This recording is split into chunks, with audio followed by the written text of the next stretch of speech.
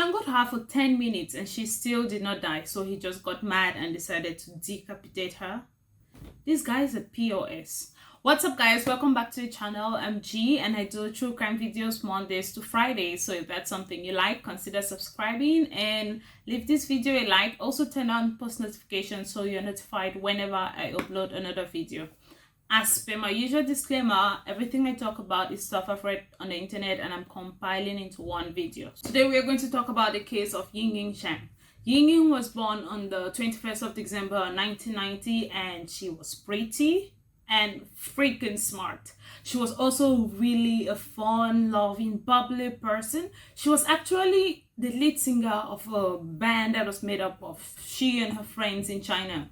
And her mom actually described that she got her master's from a school that is like the Harvard of China. Yeah, so she was that good. Now, in 2016, during her birthday, that's December 21st, she decided to throw a party with her friends and also have kind of a farewell party. It was both her birthday party and a temporary goodbye dinner for she and her friends because she was about to leave to go and study the next year in the U.S. And she also had a fiance that she was actually planning to get married to in the fall of 2017 before all of this happened. So Yingying left for the U.S. and she was just in for about a couple of weeks when she had gotten an apartment that was in an area where married people lived. After living in the apartment for a few weeks, she realized it was not a good fit for her, and so she was planning to go find another apartment. So on this day she had an appointment with another apartment manager. On June 9th of 2017, Yingying woke up and left for school. She went to the lab because they had some cleaning of equipment to do that they had used the previous day. So at about towards lunch hour, she told her co-worker that she was going to go and check out an apartment because she was supposed to meet with an apartment manager to have a tour of the apartment and see if it's a good fit for her. So she told her she was going to be back in about 2 hours. So the co-worker was expecting her at about that time. Now at 1 p.m. she left, and by 1:30 she texted the apartment manager that she was already running late and she would be there at about 2:10. I mean, that's very precise. I'm always just going to round it up and just be 10 minutes late. Yeah. So she told her dad because she had missed her bus. So she was standing on the wrong side of the road when the bus came around. So she missed the bus and she actually tried to chase it down for a few blocks until she reached the next bus station. This was because Yingying did not have a car yet and she was relying on the buses to move around. I mean, and they were really confusing. And she's just new here, still trying to learn the language and become fluent, and so it was just really confusing. So at about 2:30 that day, the apartment manager is waiting for her and she does not show up. So she tries to text her, hey, she just wants to confirm if Yingying was still coming over, and she has no reply. At the end of the day, Yingying does not show up at all. So at about 4 p.m. Yingying's friend who was waiting for her was like, okay, she has not shown up, and she was getting concerned about her. But she tried to call her and no one was responding. After dinner, she checked and still had not received any message from Yingying and she had not seen her. So she went back to the lab to check if she had shown up there or something, and then she did not find her. So she went to her apartment to check on her if she had maybe left and just gone home or something happened. But no one was at Yingying's apartment and no one was answering the door. At this point, Yingying's friends are high-key getting worried, so they go down to the police and try to report her missing. But it's summer, it's Friday evening, and police just feel like she's an adult. She might have just gone somewhere with someone. But her friends are worried because Yingying is new there. She does not know a lot of people. Plus, she's doing her PhD. She's freaking smart and she's punctual. I mean, she was literally texting 10 minutes late. Like, everyone else would just round it up to 2, and like she was just really a punctual person, so her friends know that this is very unlike her. They go back to her apartment and they're just waiting in the parking lot hoping that maybe she's going to come back, but no one shows up, so they decide to go home. And the next day in the morning, Yingying has still not shown up. So this is June 10th. Her friends decide to go and try to talk to a news outlet to try to spread the story, like to cover it. So the newspaper listens to her friend and decide to run the story, and after that pressure just starts mounting and the police are like, okay, what's happening? And they start being really serious about it. So the police go to Yingying's apartment, try to find any clues as to what could have happened, but everything is still in place. She had literally just locked the door and was just going out ready to come back, so everything was fine. So it did not show like she had left with some few things to go for a night out or something. So the police have no clue as to what's happening. Now they decide to go and check the bus camera footage to find out what happened, and they have narrowed it down to where she was from, the lab, her house, and where she was heading to. So they have particular buses they're going to look at, and then they saw how Yingying had missed her bus and was standing on the wrong side of a road waiting for the next one to show up. Which, talking about missing buses in a foreign country, that's so easy, because I have lived in a foreign country and I think I've missed a couple. When you are trying to still know the language, know what buses go to where, it's always easy to miss. Like, this is something that can happen to anyone as long as you're in a foreign country and you don't really know the language, especially when you're still trying to settle in. And Yingying had been here for just like a couple of weeks, so she has missed her bus and she's waiting for the next bus to arrive. But before the bus arrives, a black car passes her and circles back and come to like pass her the second time. And when they're about to pass, they stand, and Yingying is seen talking to the driver in the driver's seat. She talks to him for like a minute and then she gets into the car and leave. But the car has no license plate. Like, the license plate was not visible from the security footage that the police were able to see.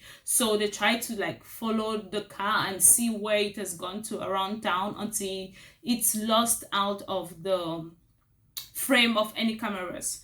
Now the police are freaking out because this was just a missing student, and now it seems like a kidnapping has just happened. So they decide to call in the FBI. The FBI come in and they see that the car, the type of car that was Yingying entered into, is just a few, and there were only about 58 registered in that area. And they know this is a time-sensitive case and they can use all the help that they could get. So they decide to release the footage of Yingying getting into that car and not being found again.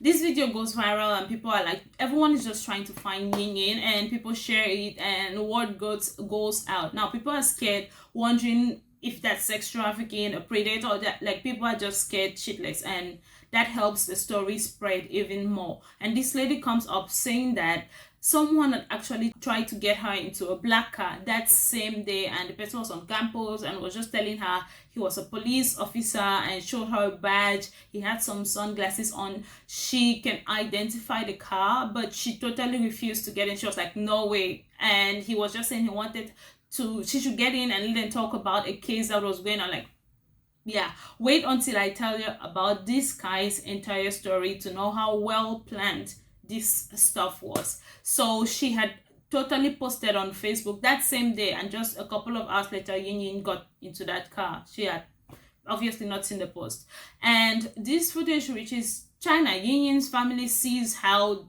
she's in a kidnapping case and they are worried shitless, and this drives me crazy because I know what that feeling is for someone that you love, her boyfriend, her mom, her family, someone that you love being in another country and in not just sick and you're unable to help, but missing and you have no idea what to do. So it's a really scary feeling. Her family comes over to the US and they're trying to find Yingying and nothing is coming up. So the police have narrowed down those 56 cars they have narrowed it down to, like, among these people, this could really be them. They have narrowed it down to 18 people and they have actually spoken to everyone, but like nothing really came out of that. So there's a police officer that was looking at this video endlessly. He was looking at it on repeat, trying to find anything that they might have missed throughout all of this search, and he actually found something. So on the passenger side of the car, one of the wheels of the car had like a little dent in it, which was something that looked like it was broken. And if a patch of that wheel was broken, this sets the car apart from the other cars that they had looked at. So he sends the information immediately to the FBI, and this is 5 days after Yingying was missing. So he sends the information to the FBI. The FBI like, okay, this is awesome, and they go back to all those 18 cars that they had checked because they had visited all of those people, taking pictures. Okay, they go back to those pictures, and the first one that they look at, yeah, it has the dent on it. So this guy was Brendt Christensen, and he's 27 years old, and he's just 1 year older than her. And he is a student at that same school studying physics.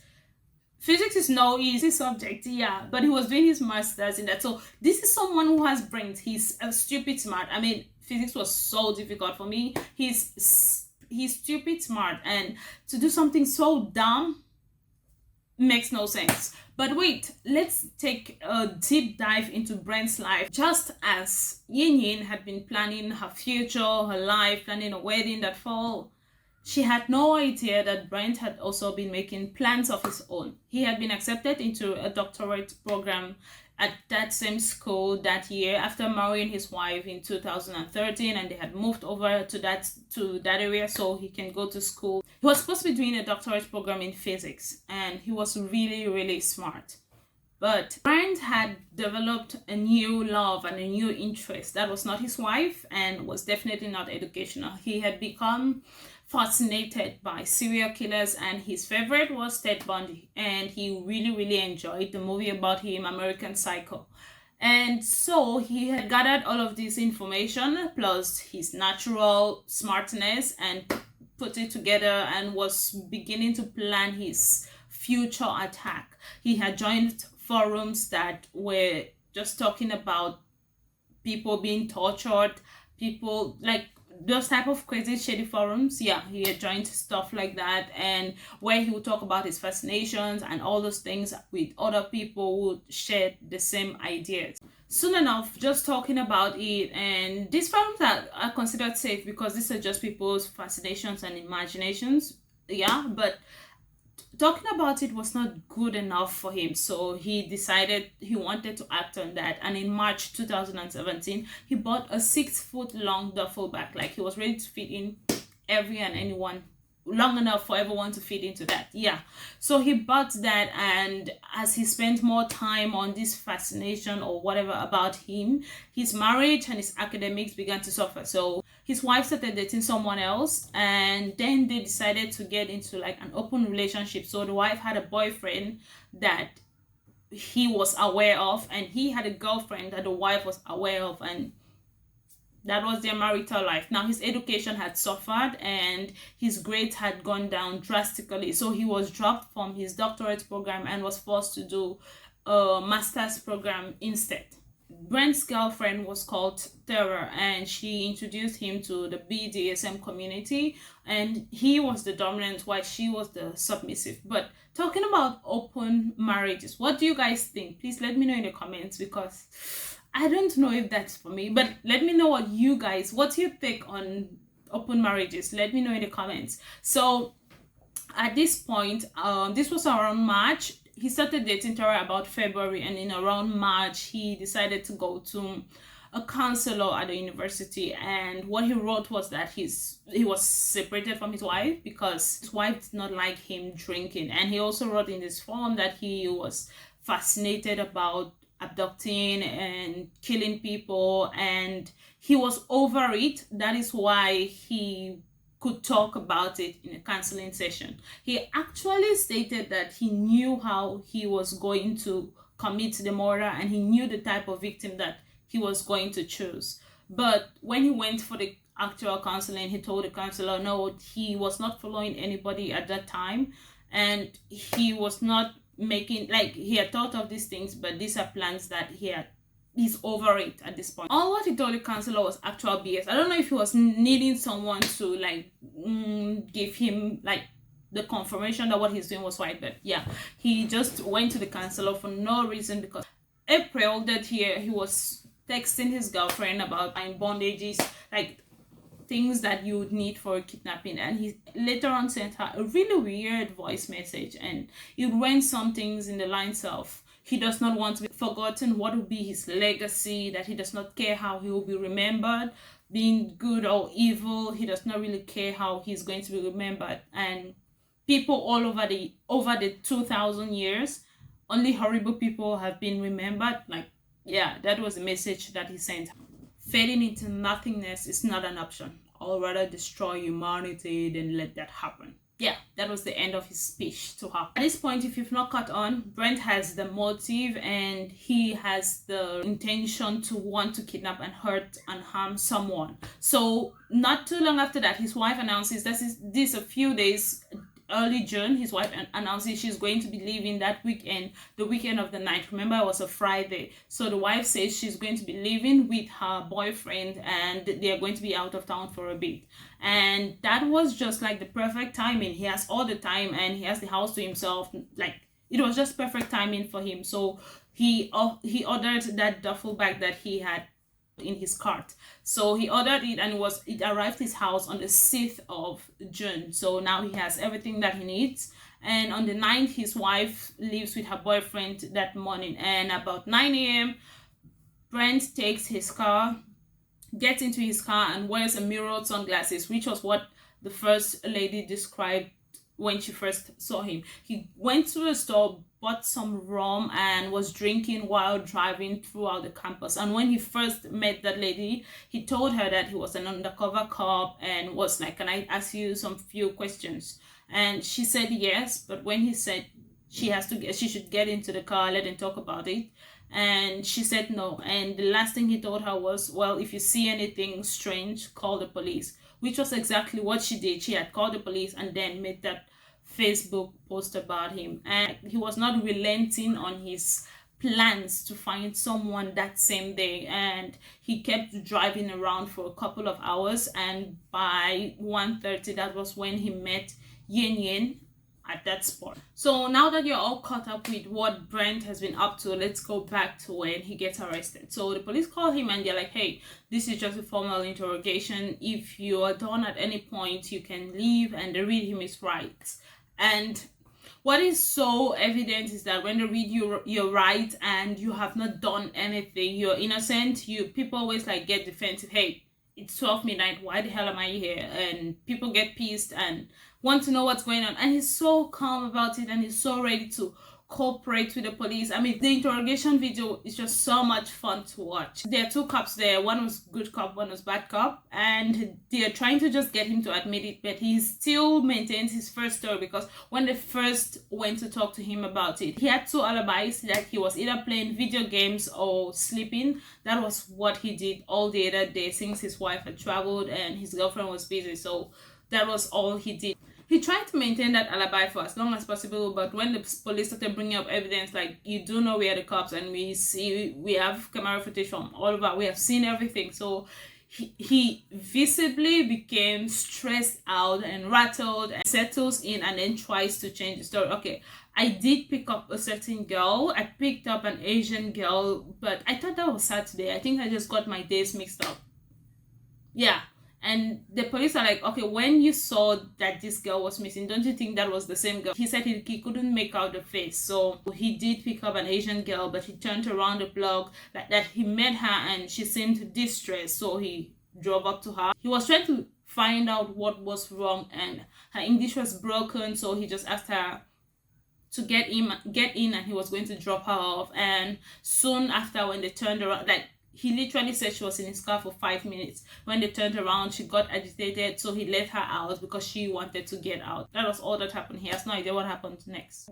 So despite police effort and all of the interrogation skills, Brendt decides to stick so hard on that second story. So the police have like 24 hours, and when they were beginning to push hard, he decided to ask for a lawyer. So there was nothing they could do. They have 24 hours and they have to either prosecute him or let him go. So they decided to let him go and hope that they can put him on surveillance and be able to catch him doing something wrong, or maybe just lead them to where she is, or even if it's a body, something. That's what the police hoped. But he was released and nothing came out of this. And 8 days after Yingying got missing, Brendt actually decided to come back to the police on his own accord and wanted to have an interview with them. So the police are hoping that, okay, maybe something's happening and he wants to finally come clean, because they are no closer to finding Yingying, and they don't even have like a body or something. They have no case, but they're just suspicious of this guy, but they have no evidence against him.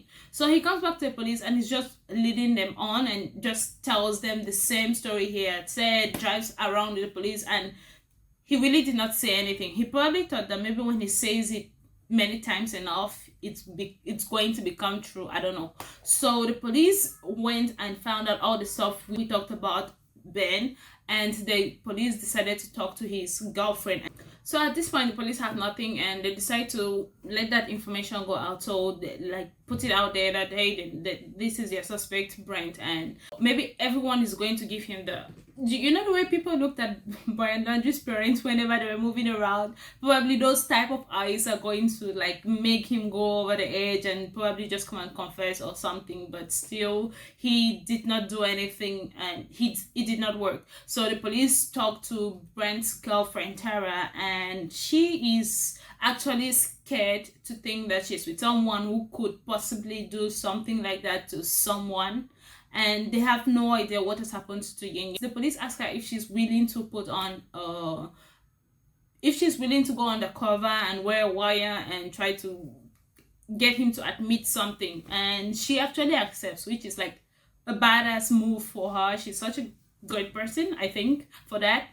And she decides to wear a wire. 2 times she tried and failed, and he still stuck to his story and was just being persistent. But he's a different person around her, so calm, quiet, and he's just a different person around her. Later on, the school was having a memorial for Yingying, just kind of a walk for her, and this guy actually calls the girlfriend and is like, hey, do you want to come? Let's go to this march or walk for Yingying. And it's crazy to think that he's thinking about going there when he knows exactly what happened to her, exactly where she is, exactly what he had done to her. It's just so sick. So she agrees to go with him, and she tells the police she's going to wear the wire and see what happens and see what comes out of this. So she arrives there, and Brendt was actually drinking that day. So even though Tara found it absolutely weird that he wanted to go to this memorial where he's the prime suspect, she was just like, okay, fine, let's do it. And so she takes up the wire and she decides to go there with him. And throughout the entire thing, Brendt was just feeling like the people were there for him. It was like praising him. He could not just imagine what he had accomplished with his life. So he ended up telling Tara that all of these people are really here because of him. Like, all of this is happening because of me. I feel like his ego had started growing, and he was like, man, he's achieving the reverence that he has always wanted. And then he decides to crack and tell Tara, these people are actually here for nothing. I feel like it was just so high, he needed to share it with a loved one. So he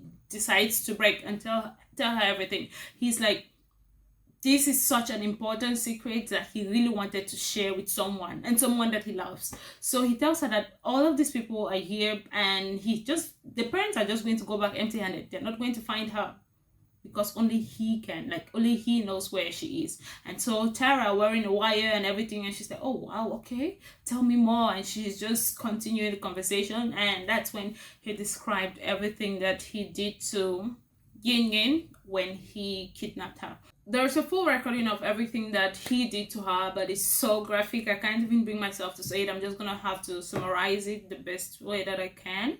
So he tied her hands, dragged her into his house that day, and he's 6 foot something and she's just 5'4", so she's really small, and he just had the strength to easily overpower her, but she fought for her life so hard.